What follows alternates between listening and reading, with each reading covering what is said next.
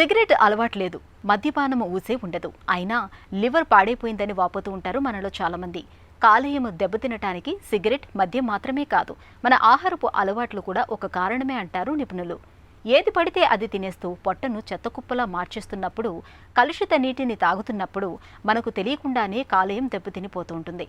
ఈ నేపథ్యంలో మనకు ప్రాణాధారమైన కాలేయాన్ని ఆరోగ్యంగా ఉంచుకునేందుకు మన ఆహారపు అలవాట్ల విషయంలో ఎలాంటి జాగ్రత్తలు తీసుకోవాలో ఇప్పుడు తెలుసుకుందాం. లివర్కి చాలా చాలా ఇంపార్టెంట్గా మేలు చేసే కొన్ని ఆహార పదార్థాలు కూడా ఉంటాయి.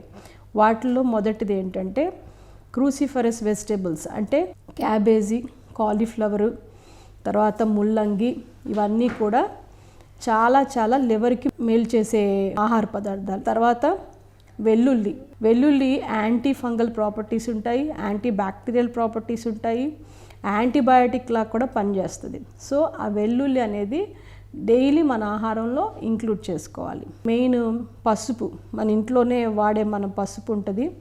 ఆ పసుపు అనేది దాంట్లో కుర్కుమిన్ అనేది చాలా ఇంపార్టెంట్ పోషకం ఉంటుంది. ఆ కుర్కుమిన్ ఎక్కువ ఉండే పసుపు వాడటం మూలాన ఖచ్చితంగా ఈ లివర్ పనితీరు ఎక్సలెంట్గా మళ్ళీ మెరుగవుతుంది అనమాట. అలాగే మనం ఇంక్లూడ్ చేసుకోవాల్సింది ఏంటంటే అవకాడో అనే పండు, ఫ్రూట్.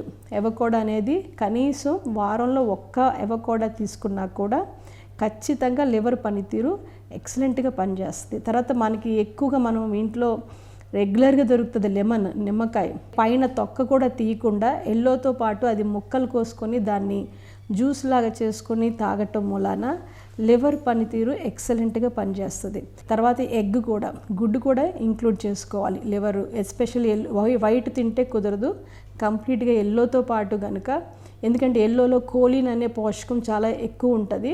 అందుకని ఆ కోలిన్ అనేది లివర్కి చాలా ఉపయోగపడుతుంది. ఇందాక మనం చెప్పుకున్నట్టు ఈ క్యాబేజ్ లాంటి వాటిలో సల్ఫరోఫెన్ అనే చాలా పోషకము ఈ లివర్ని మెరుగుపరచడానికి హెల్ప్ చేస్తుంది.